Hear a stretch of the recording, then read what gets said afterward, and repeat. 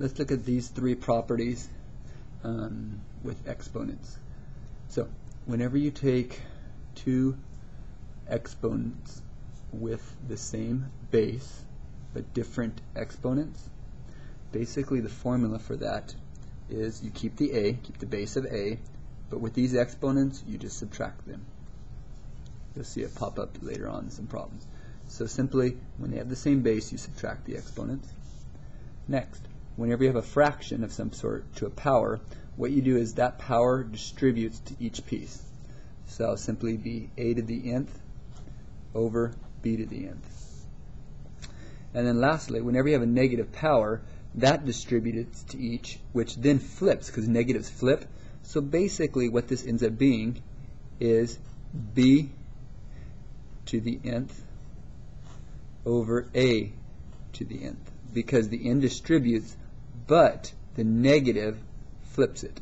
So when you distribute it, you get a to the negative nth and b to the negative nth, but then the negatives flip them. So it kind of did two steps in one.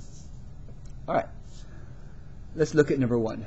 Number one here, when we look at that, it looks a lot like this one right here. So what we do is we simply, same base, so the 4 stays, and we just take the 5 and the 3 and subtract them. Surprisingly enough, 5 minus 3 is 2. It's pretty simple. So you end up with 4 squared, which ends up in this situation being 16. Now, that's the shortcut. What's technically happening here is 4 to the 5th is this. This is technically what's happening. 4 to the 5th is 4 times 4 times 4 times 4. Oops, 5 of them. And 4 to the 3rd is 4 times 4 times 4. That's what's happening. And then what you should see is 4 over 4 cancels, and then 4 over 4 cancels, and 4 over 4 cancels, leaving you with 4 times 4, which is 16. So if you ever forget, what do I do with the powers? Well, you can always write it out the long way and do some canceling and get your answer that way. Or you can just subtract the powers. I think subtracting powers is quicker and easier. Okay, number 2. Same idea, except we're going to do each piece individually. So the first thing we're going to do is look right here. Look at 5 over 20. Look at the numbers here. You just reduce that fraction. 5 over 20 ends up being, what goes into 5 and 20? 5. That would leave you 1 out of 1. 5 goes into 5 once. 5 goes into 24. So that's the first piece. Okay, next. Focus in on this. Alright, same base because they're both a's. So this is going to be a to the 4 minus 4, which ends up being something you'll see in a second. And then here, we're going to focus in on this. That's the first power. So I'm going to have c to the 1 minus 3. Okay, next. So we focused on the fractions, and then the a's, and then the c's. So 1/4 is 1/4. And then next, what you'll see here is, so that's still 1/4, but 4 minus 4 is 0, and 1 minus 3 is -2. Okay. Getting close. Okay, 1/4 still stays, so we still have 1/4. A to the 0, well, that's 1. So doesn't that just disappear? Okay, you don't really need to multiply by 1. And then c squared. Well, doesn't that -2 mean it's going to drop to the bottom with this 4 down here?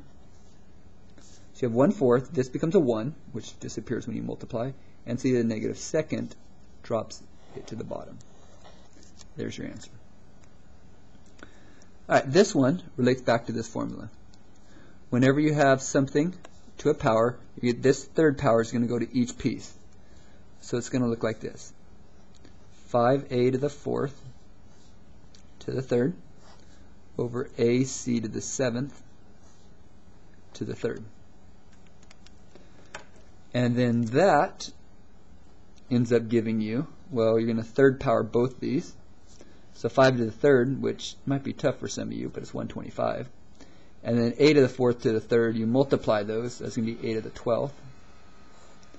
And then here, you're going to take this third power, take it to both pieces. So a to the 3rd. And then 7 times 3 is 21.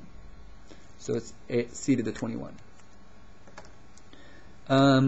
we can still simplify. This right here can actually still simplify.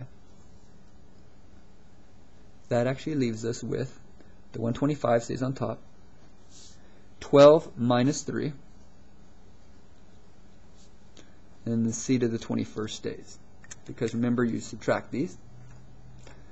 Okie dokie, one more step it looks like. The 125 still sticks around. 12 minus 3 looks like it's going to be 9. Oops, sorry. That's going to be a to the 9th. Forget that. And then that's going to be c to the 21st. That looks like your answer right there. Alrighty. Technically, just real quick, just for purposes of understanding, what this is technically doing